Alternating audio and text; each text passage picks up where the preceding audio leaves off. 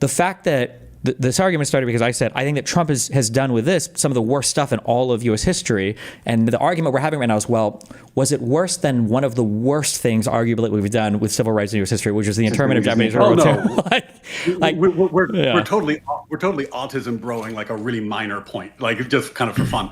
Like I don't think there's an argument that Trump has been like good on rule of law. He's been terrible. I'm not arguing that he's been good on rule of law. I'm arguing that he's one of the worst in U.S. history. I just say he was terrible. If my superlatives aren't good enough for you, I don't know what to say.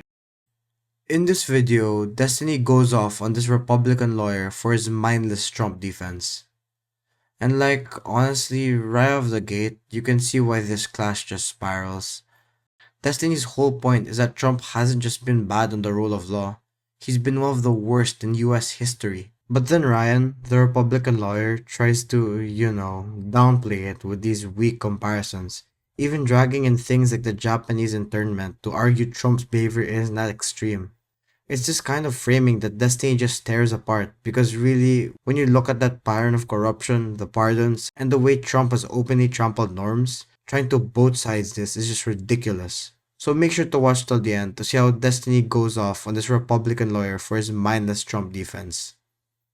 But like, okay, well, I only say that because like all the Joe Biden stuff is brought up in the same breath, or like that Kamala would have been worse, or like equivalent, and I don't think it's even remotely the same. So that's why I asked you, like, do you think that Kamala would have been worse for rule of law than Trump? And I don't know in what world we're even remotely equivalent here if we agree that Trump is doing some of the worst stuff ever. Like, what do we think Kamala or Biden would have done that would have been remotely similar?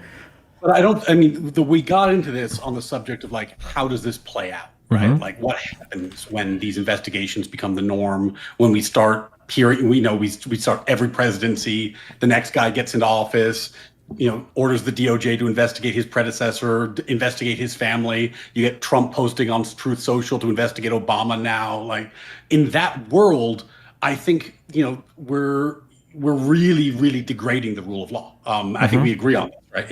It's a very bad world to be in, and I would like to get out of that world.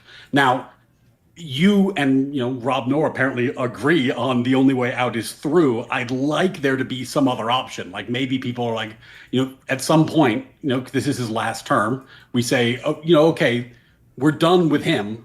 Can we find some other norm going forward that's not going to be so bad crazy? Because this I don't think is going to work. I think this is really destructive. If people who grew up in this grew up and said, yeah, American criminal law is kind of bullshit. The federal government just investigates people politically.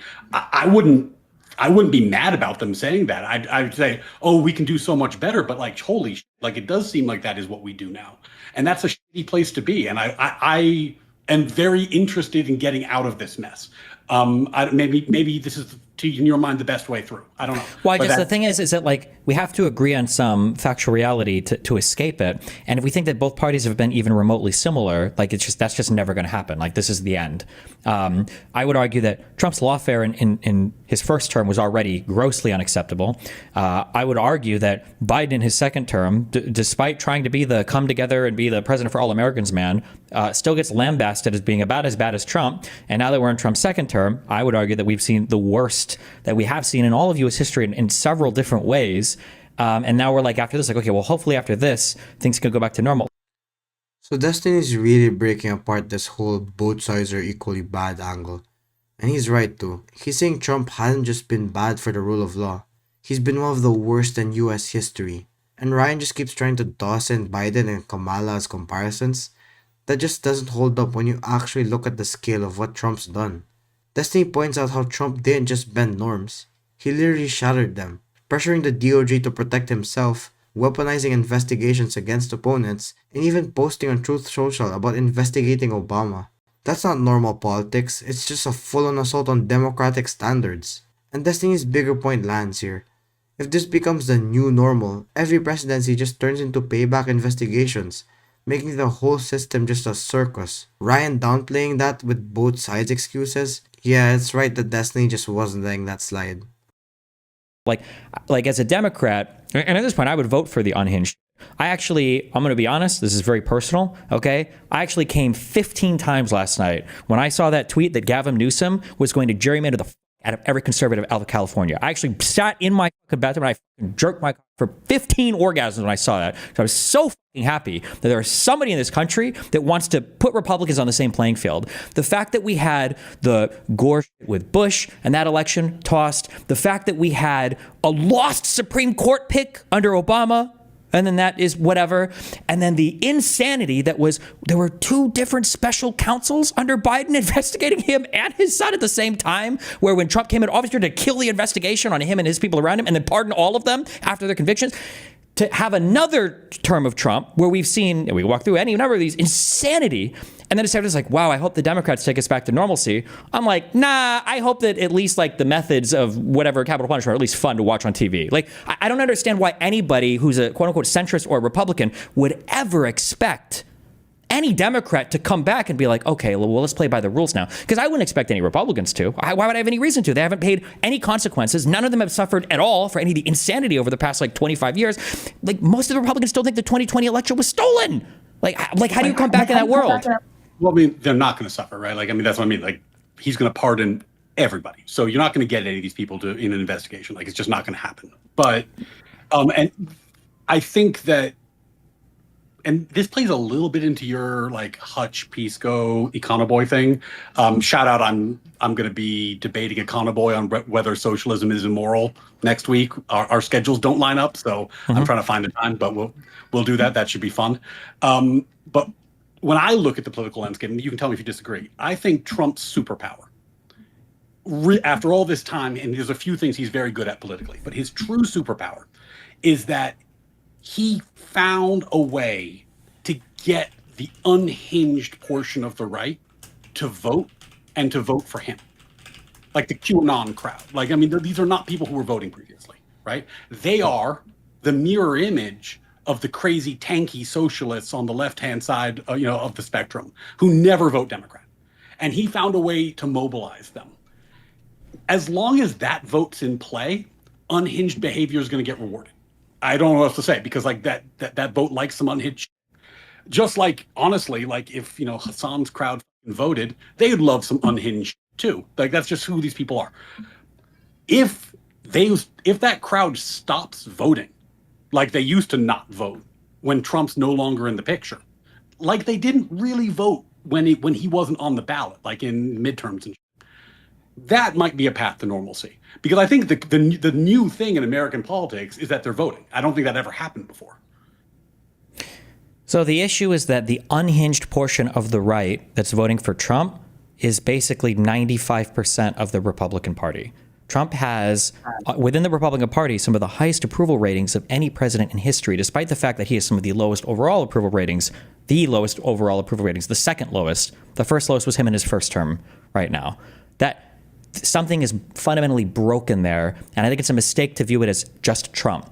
I think that McConnell saying that they were going to force Obama to be a one-term president, I think that McConnell refusing to even have a Senate hearing for Merrick Garland as an Obama Supreme Court pick, despite the election being a year away. I think the Ken Starr 5-year obsessive investigation into Bill Clinton to try to find some reason to get him impeached or thrown out of office. I think that the Supreme Court ruling in Florida that forced Gore to resign that election before truly they had the recount they deserved. I think all of these things and the lack of consequences that conservatives have ever paid for anything.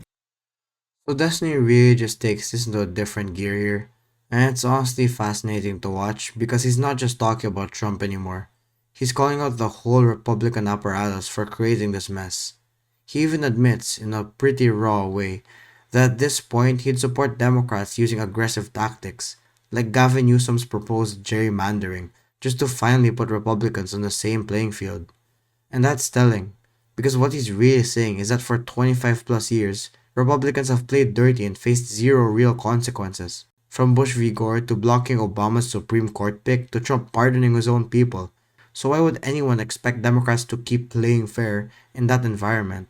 And his point about Trump's real political superpower is just spot on. Trump mobilized the base that wasn't even voting before, the QAnon types, the far-right fringe, and turned them into one of the most loyal blocs in Republican history. Destiny makes it clear that this isn't just about Trump being an outlier, it's about a party that has been coasting on unaccountability for decades, from McConnell blocking Merrick Garland to the Ken Starr investigation to Bill Clinton.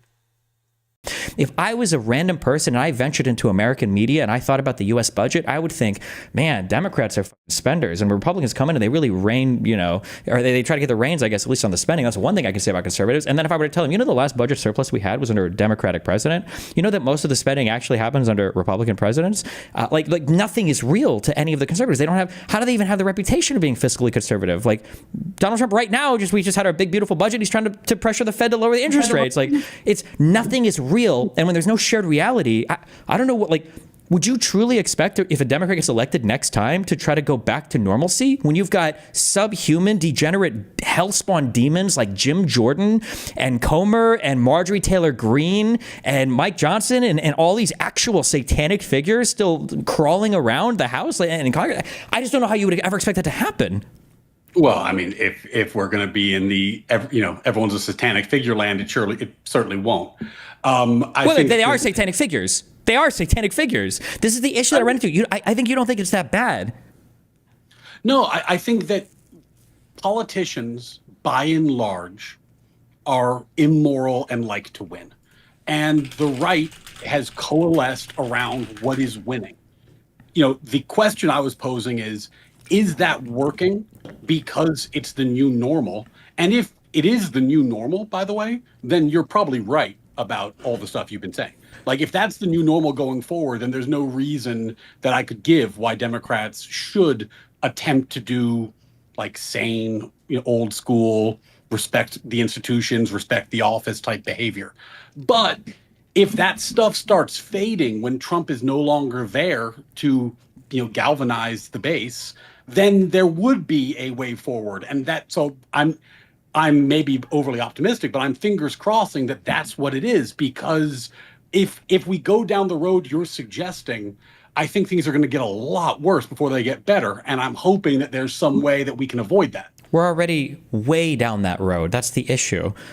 If I think of just the Eric Adams scheme, is there a single thing that Biden in his 4 years did just on that, even cumulatively to the Eric Adams thing? Or, I mean, you can pick so many, Trump's crypto thing. No.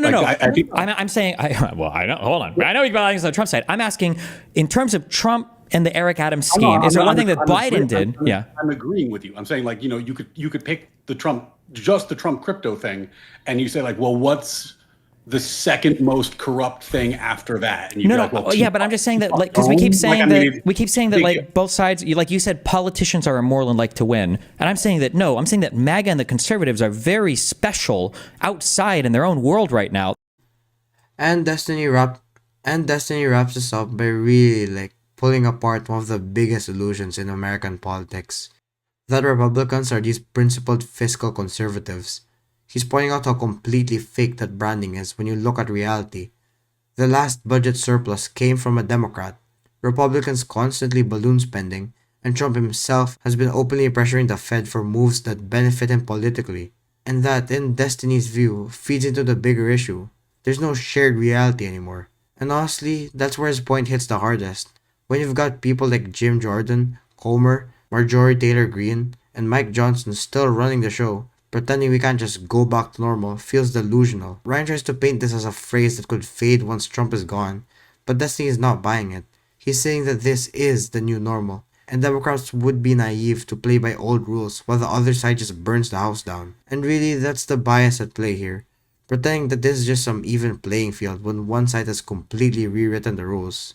And speaking of bias, are you getting tired of getting news from biased news sources? One outlet says one thing and another says the complete opposite? How are you supposed to know what's actually true? That's where ground news comes in. It lets you compare how different media outlets, whether it's left, right, or center, are covering the same story, so you can see the full picture instead of just the echo chamber. And here's the best part. Click the link in the description and get a 40% off the Vantage tier, which gives you even deeper insights in media bias and political trends. So stay informed, think for yourself, and check out ground news in the description down below.